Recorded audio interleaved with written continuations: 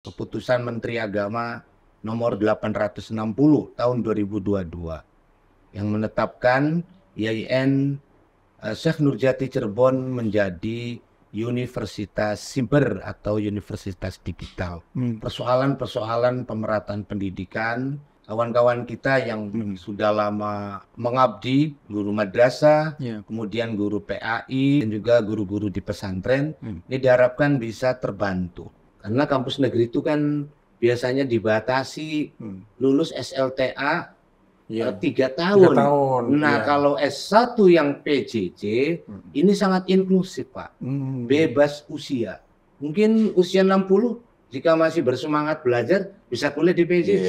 Gitu. Kita sudah bekerja sama dengan satu lembaga utama ya terkait pengembangan SDM dan tenaga kerja di Jerman. Mahasiswa ataupun tenaga kerja yang akan ke Jerman, bahasa Jermannya belajarnya itu di UIN Siber.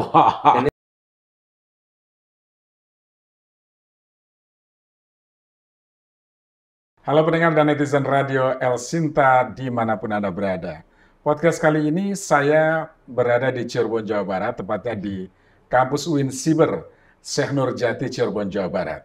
Dan saya ingin mengetahui secara langsung dari Rektor UIN Siber, Syekh Nurjati, Cirebon, Jawa Barat, Profesor Dr. Haji Aan Jailani, MAG. Bagaimana sih transformasi pendidikan yang tengah berlangsung di kampus UIN Siber yang pertama kali ya, yang dimiliki oleh Kementerian Agama Republik Indonesia. Di samping saya sekarang sudah bersama saya Rektor UIN Siber Syekh Nurjati Cirebon, Jawa Barat, Profesor Dr. Haji Aan Jailani, MAG. Saya langsung sapa. Halo, Assalamualaikum Prof. Apa kabar Prof? Waalaikumsalam warahmatullahi wabarakatuh. Alhamdulillah. Alhamdulillah sehat ya Prof ya. Alhamdulillah sehat. 2 kali kita ketemu ya Prof ya. Ya, mudah-mudahan nggak bosan Prof. Siap sedia untuk promosi UIN Siber. UIN Siber, baik. Nah Prof, bicara soal UIN Siber, ini kan tadinya IAIN ya Prof, kalau nggak salah ya? IAIN, Syekh Nurjati Cirebon. Syekh Nurjati Cirebon. Cerita dong Prof, transformasinya menjadi UIN Siber ini bagaimana ceritanya Prof? Iya. Gagasan utama tentang Universitas Islam Negeri di tengah era pandemi COVID-19 juga dilatar belakangi oleh keterbatasan akses, pemerataan pendidikan yang harus ditingkatkan, juga peluang penting untuk kawan-kawan kita, terutama di daerah 3T, daerah yang tertinggal, terdepan dan terluar, yang tidak memiliki akses biaya, akses mengikuti kuliah, dan juga akses waktu karena mereka bekerja. Ini kemudian sesungguhnya diinisiasi oleh Gus Menteri Kiai Haji Ya'qub Khalil Faumas. Saat itu pemikiran tentang UIN Siber sehari setelah beliau menjabat sebagai Menteri Agama. Kemudian ditindaklanjuti dan menjadi gagasan utama bagaimana menghadirkan UIN Siber ya. Dan Cirebon kemudian ditetapkan menjadi pilot project Kementerian Agama.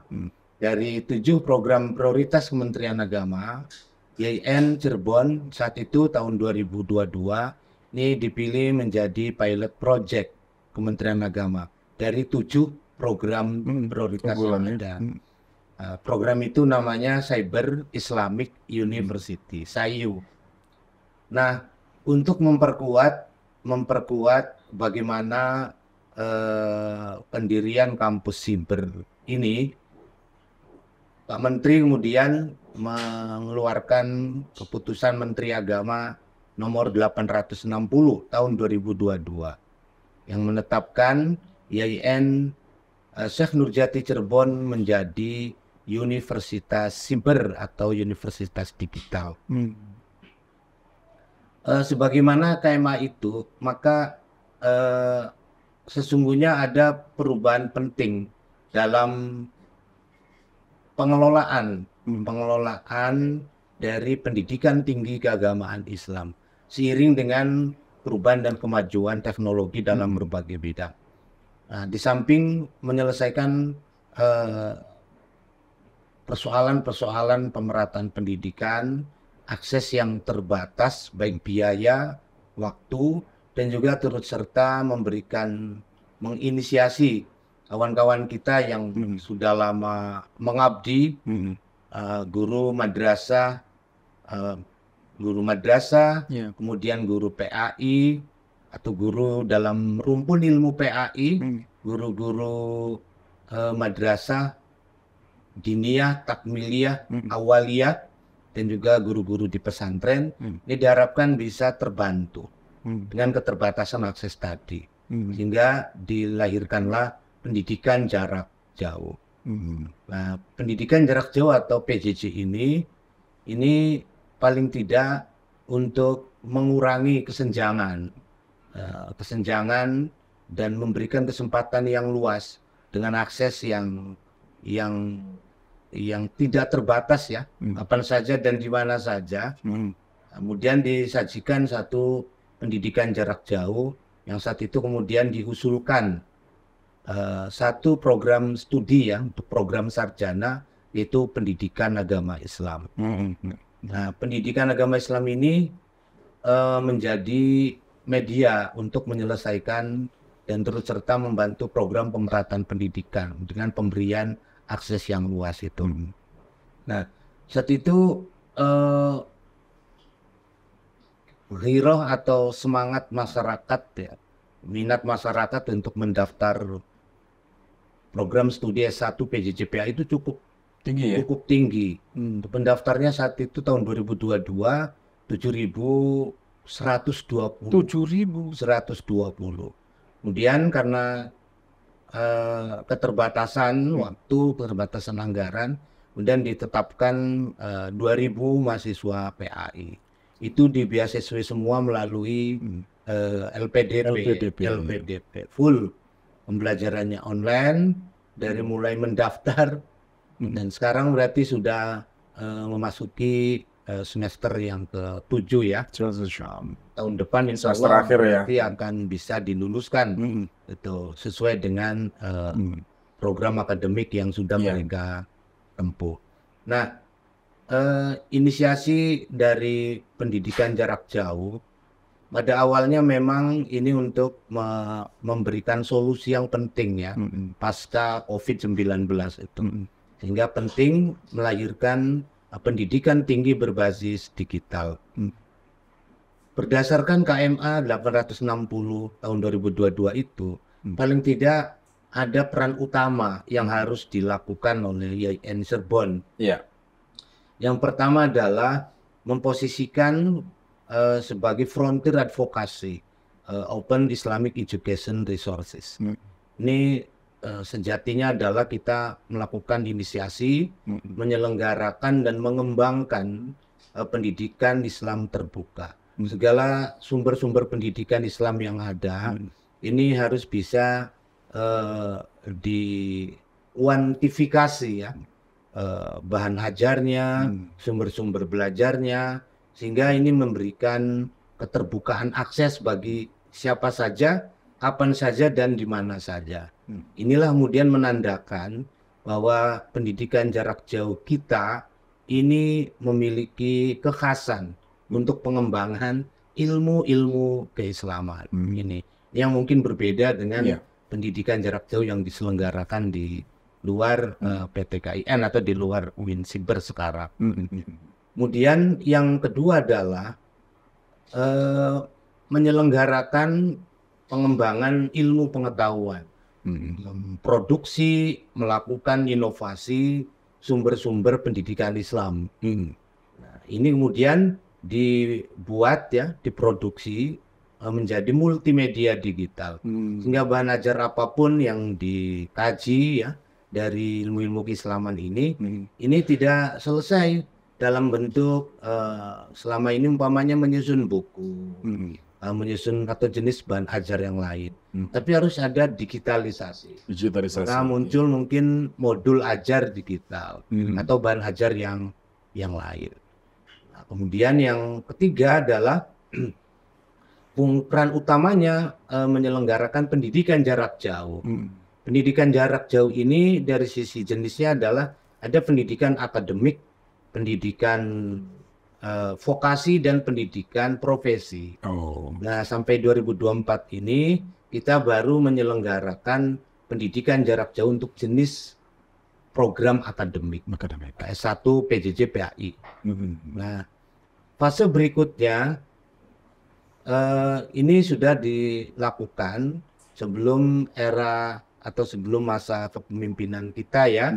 Itu sudah diinisiasi oleh Profesor Dr. Sumanta. Itu yang menginisiasi awal untuk menggulirkan bahwa IAIN Syekh Nurjati ini menjadi universitas siber. Nah, ada peran atau keberlanjutan yang harus dinaikkan, ditingkatkan seiring dengan transformasi kelembagaan. Nah, saat itu kemudian tahun 2023 kita mulai atau memasuki babak baru. Babak baru bagaimana IAIN Syekh Nurjati Cirebon sebagai pilot project ini juga harus bertransformasi menjadi Universitas Islam Negeri Siber. Ya. Nah, tahapan dan juga prioritas yang dilakukan oleh pimpinan Kementerian Agama, Prof. Inung, kemudian juga Pak Dirjen, tenaga ahli dan staf ahli, itu juga memberikan arahan dan juga mengawal bagaimana program atau proyeksi dari pengembangan IAIN Syekh Nurjati Cirebon. Kemudian beberapa pembahasan, kemudian beberapa langkah-langkah dilakukan secara strategis ya. Terutama kita menetapkan roadmap, peta jalan transformasi digital. Nah, ini yang saya kira ini penting sehingga proses transformasi digital termasuk di dalamnya juga melakukan perubahan kelembagaan.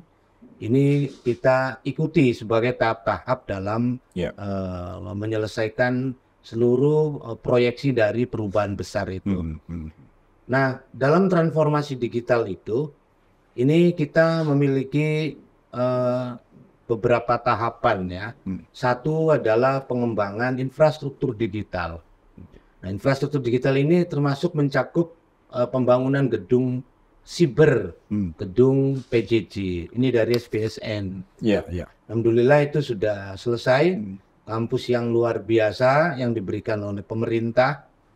2 gedung, 8 lantai, berikut dengan fasilitas IT dengan teknologi canggih. Kemarin saya sudah lihat, Pak. Bagus betul. Alhamdulillah. Dan ini menjadi semakin penguatan kami untuk selalu bergerak maju ya, menghadirkan universitas siber itu. Nah, infrastruktur digital juga kemudian juga diikuti dengan menguatkan infrastruktur jaringan, kemudian juga fasilitas pembelajaran yang secara bertahap itu kami lakukan untuk infrastruktur digital itu. Nah, seiring dengan infrastruktur digital itu juga tahapan-tahapan lain dari sisi pengembangan kelembagaan. Nah, alhamdulillah seiring dengan proses infrastruktur itu kita mengembangkan aspek kelembagaannya. Nah, akhir 2023 sampai 2024 kita juga memproses dan membuka 5 program studi PJJ yang baru. Alhamdulillah berarti sekarang sudah 6 program studi PJJ ya. S1 PJJ PAI, S2 PJJ PAI, S1 PJJ PGMI, Pendidikan Guru Madrasah Ibtidaiyah, lalu S1 PJJ PBA, Pendidikan Bahasa Arab, S1 PJJ HKI, Hukum Keluarga Islam atau Hukum Keluarga, dan yang keenam adalah S1 PJJ SPI, Sejarah Peradaban. Ini memberikan tambahan akses yang luar biasa bagi kawan-kawan kita, baik yang konsen di bidang pendidikan Islam, bisa kuliah di PJJ PAI S1 atau S2, atau yang konsen di MI Madrasah Ibtidaiyah ada PGMI, atau yang punya fokus kajian dalam bidang bahasa Arab, mengajar bahasa Arab di pesantren, di madrasah, itu bisa mengikuti program S1 PBA Pendidikan Bahasa Arab. Sedangkan untuk hukum keluarga ini untuk kawan-kawan kita yang fokus pada bidang penyuluhan agama, kemudian juga subjek tugas yang ada di KUA ataupun beragam jenis seperti juga bisa di lembaga zakat, lembaga wakaf, bahkan bisa juga menjadi bagian dari perannya di bidang hukum seperti pengacara dan yang lainnya. Kemudian sementara yang sejarah peradaban Islam ini juga di samping bagian PAI tapi lebih fokus pada sejarah peradaban Islam ya. Mungkin di bidang penguatan di bidang sejarah lokal, budaya lokal, kemudian pengembangan manuskrip dan juga sejenisnya.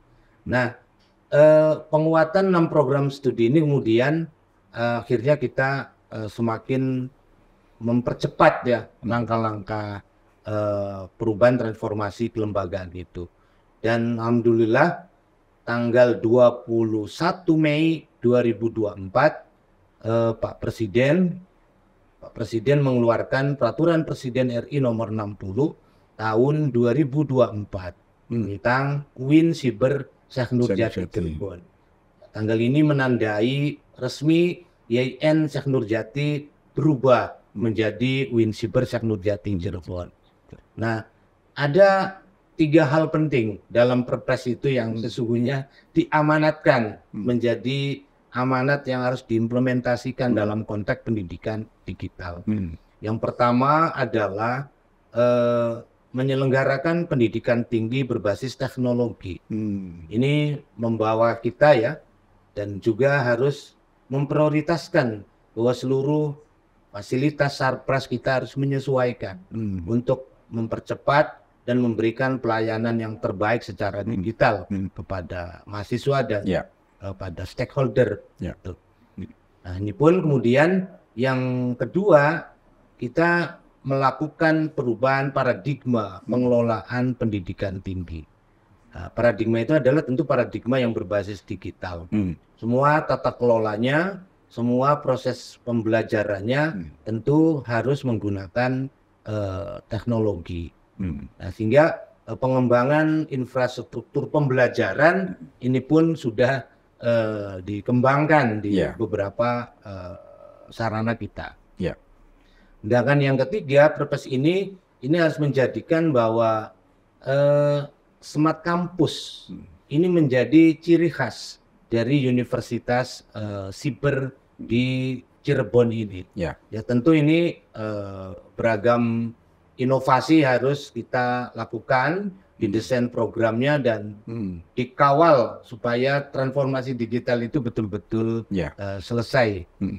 Nah, tapi yang kedua, dalam transformasi digital itu sebagai bagian dari peta jalan yang dilakukan adalah capacity building.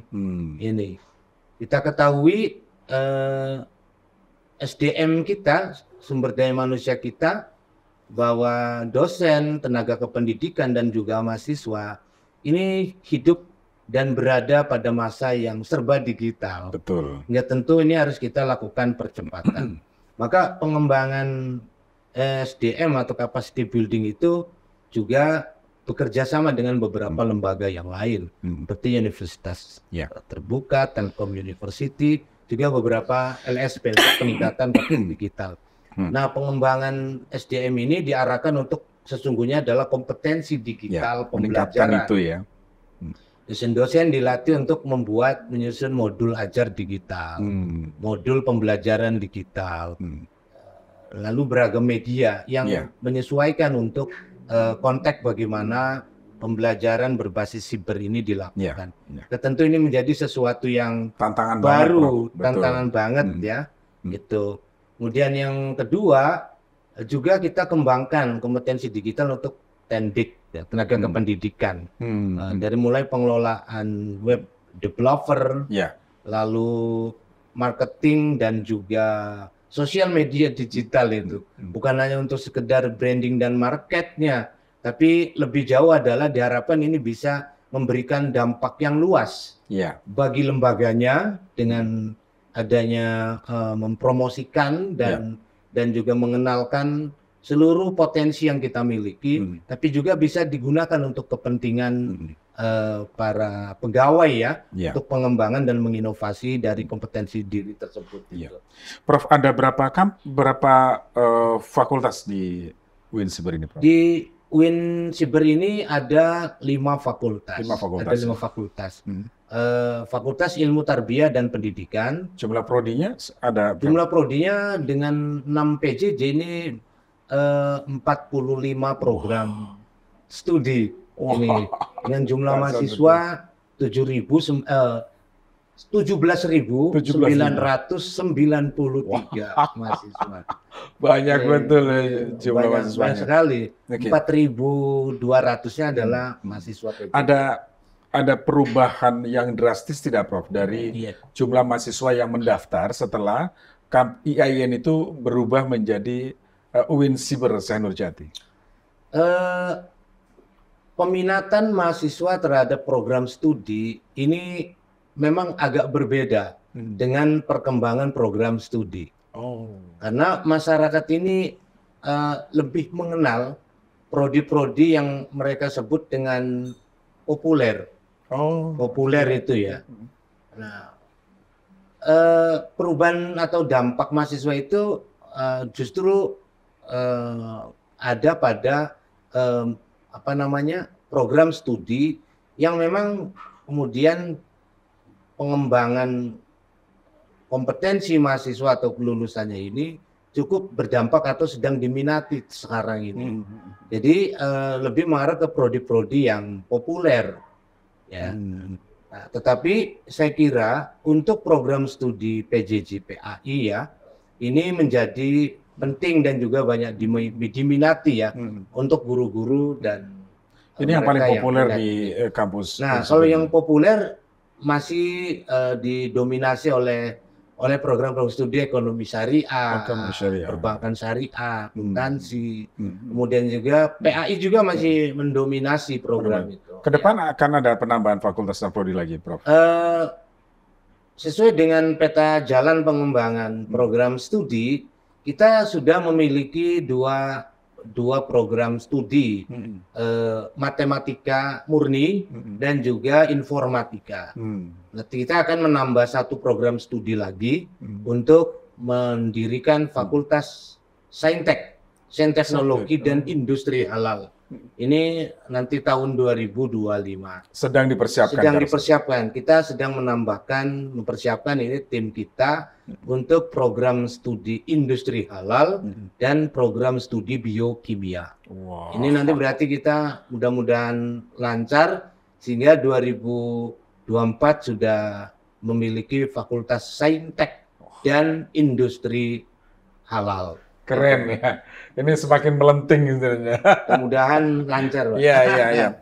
Nah, Prof, menuju ke ini kan bagaimana transformasi pendidikan mulai dari IAIN menuju UIN Siber Syekh Nurjati ini dengan tantangan yang begitu sangat kompleks. Tadi persoalan SDM-nya ini juga tantangan tersendiri karena harus terbiasa dengan sesuatu yang serba digital, bahan ajar digital dan sebagainya. Nah, bagaimana mempersiapkan para pengajarnya ini, Prof? Iya. Nah, untuk tadi capacity building ini, di samping memang kita sudah menyelesaikan yang tahun 2024 itu 100 dosen. Bahkan sebagian besarnya adalah ketua jurusan dan sekretaris jurusan juga kepala pusat atau ketua lembaga. Ini untuk menginisiasi, mensponsori, menghadirkan budaya digital di kelas-kelas ya.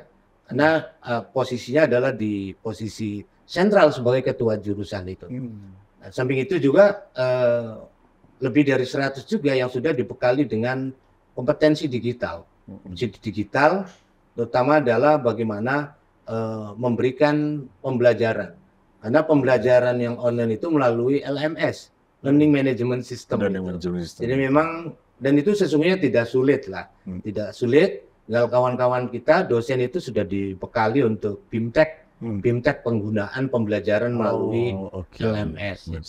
Dan aplikasi itu sudah hadir. Jadi secara berkala juga diperkuat itu ya kompetensinya. Secara berkala dan menyeluruh, bahkan karena kita universitas digital ini tidak hanya mengarah kepada PJJ, program studi PJJ, tapi juga seluruh program studi yang kita sebut prodi yang reguler, yang biasa. Iya.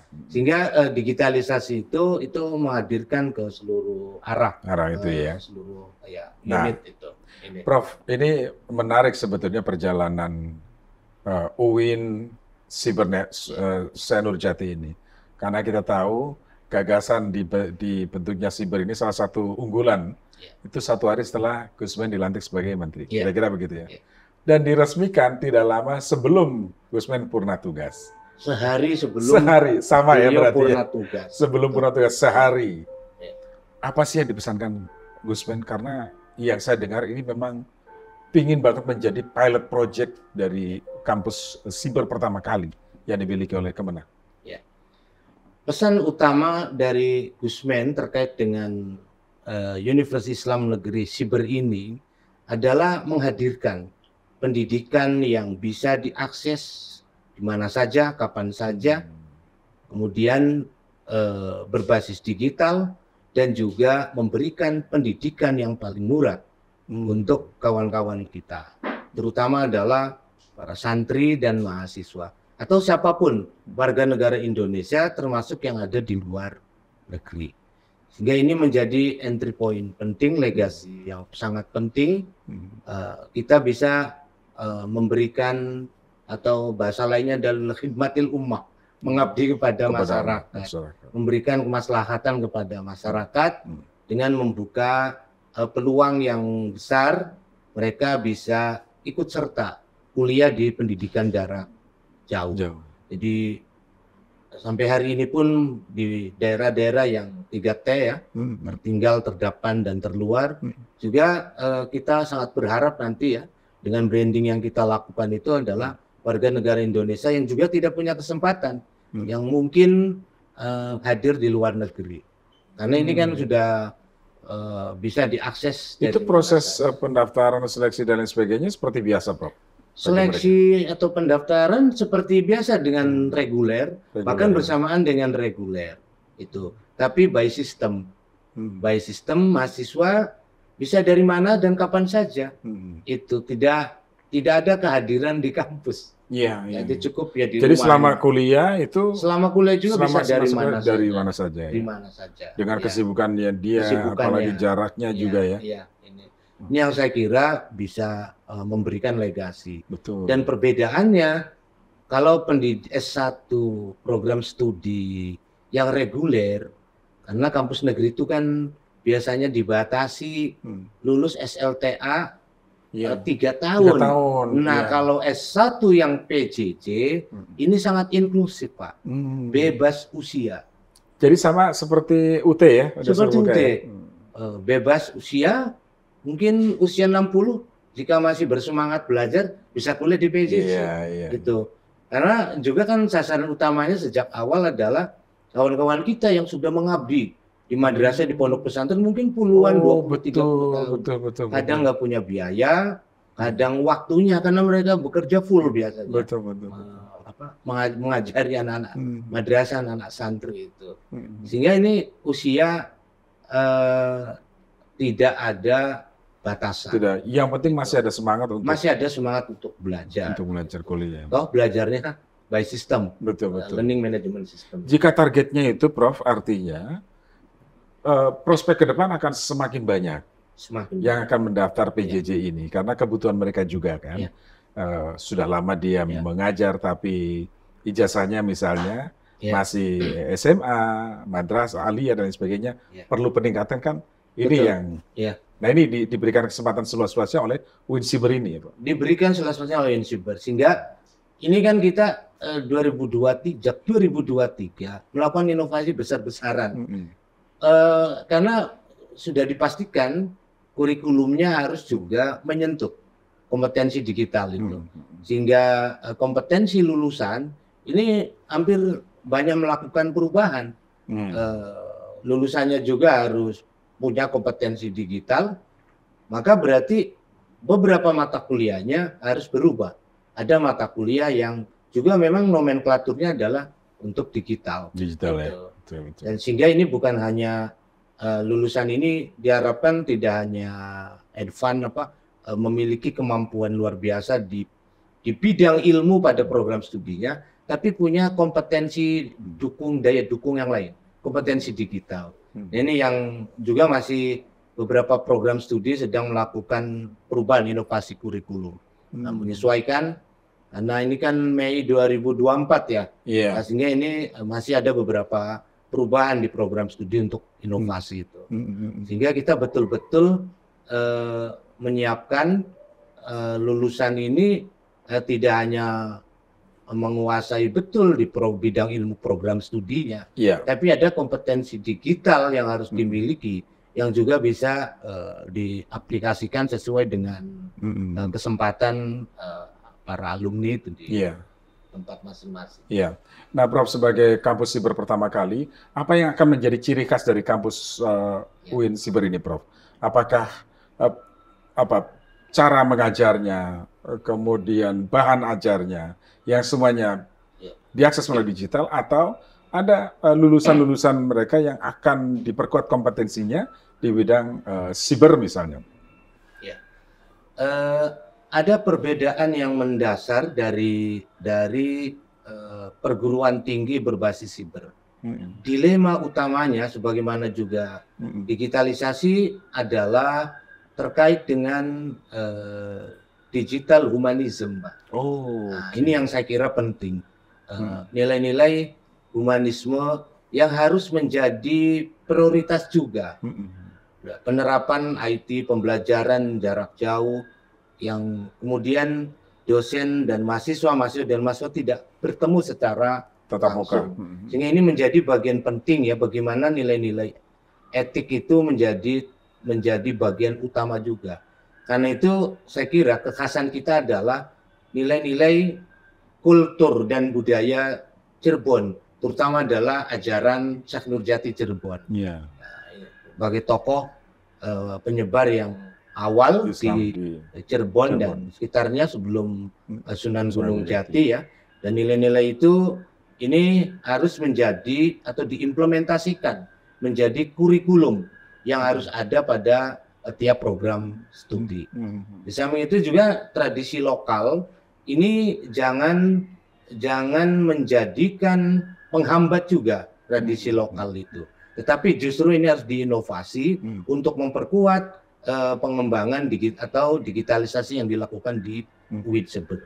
Kekhasan keduanya adalah tentu pendidikan jarak jauh. Pendidikan jarak jauh yang menyasar bukan hanya sesungguhnya program atau jenis akademik yang seperti sekarang ya. Mudah-mudahan tahun depan ini juga sudah kita rencanakan untuk pengembangan program studi vokasi, Pak. Vokasi yang dulu disebut mungkin diploma ya, jenisnya itu. Ya, tahun depan depan kita akan untuk beberapa kompetensi digital vokasi. Nah, juga profesi. Di samping itu kita akan mempersiapkan yang disebut dengan pendidikan non gelar. Non gelar ini mempersiapkan ini kursus-kursus.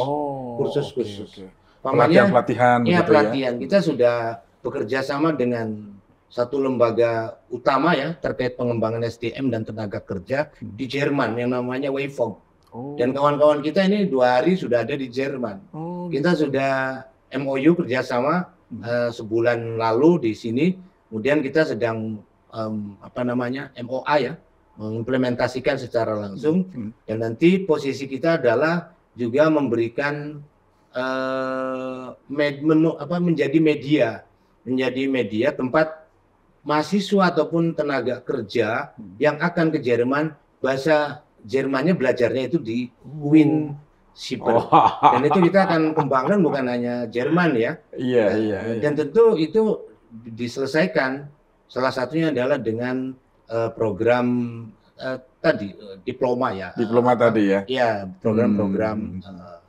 Nah, berikutnya juga adalah kita mempersiapkan bagaimana pembelajaran berbasis digital ini bukan hanya menyentuh dari aspek yang disebut dengan smart learning atau smart campusnya, tapi seluruh bahan ajar, seluruh bahan ajar yang ada pada tiap program studi, terutama bahan ajar yang dalam kategori ilmu-ilmu keislaman, ini sudah harus bukan hanya sekedar didigitalisasi, tapi diinovasi menjadi bahan ajar. Umpamanya misalkan dalam program studi sejarah peradaban Islam, sekian banyak manuskrip yang ada di Cirebon, kan selesai dengan digitalisasi, karena itu tulisan kuno, pegon dan sebagainya, selesai didigitalisasi. Dalam konteks universitas digital belum selesai. Jadi itu bagaimana manuskrip itu setelah didigitalisasi diambil bagiannya menjadi bahan ajar, diproduksi, diinovasi, mungkin menjadi bahan ajar digital. Dibikin mudah supaya dapat dipahami mahasiswa ya. Iya, supaya mudah. So, kalau digitalisasi kan di samping memang menyelamatkan manuskrip yang kuno tadi, tapi pembacaannya kan masih asli, seperti buku biasa dan sebagainya. Tapi itu harus diinovasi, diolah. Mungkin yang fikih, kalau manuskripnya fikih bisa diambil untuk fakultas syariah. Kalau yang pendidikan Islam tarbiyah, IFITK dan seterusnya itu, sehingga ada kebermanfaatan lain dari umpamanya tadi dari manuskrip tadi, yang justru bisa diinovasi, dikembangkan untuk bahan ajar. Wah, inilah pendengar dan netizen transformasi pendidikan yang terus berlangsung di kampus UIN Siber Syekh Nurjati Cirebon, Jawa Barat. Tadi sudah kita dengar bersama pemaparan langsung dari Pak Rektornya, Profesor Dr. Aan Jailani. Prof, tentu apapun yang terus bergulir di UIN Siber ini memberikan banyak manfaat untuk masyarakat luas. Dan ini juga bagian dari ladang pengabdian bagi pendidiknya sehingga bermanfaat untuk mahasiswa dan akan kembali ke masyarakat. Terima kasih Prof sudah meluangkan waktu bersama kami. Doa kami semoga UIN Siber Syekh Nurjati semakin maju. Amin. Terima kasih. Baik. Pendengar dan netizen, demikian tadi wawancara kami bersama Rektor UIN Siber Syekh Nurjati Cirebon, Jawa Barat, Profesor Dr. Aan Jailani MAG. Saya Suwiryo, sampai jumpa pada podcast berikutnya. Salam.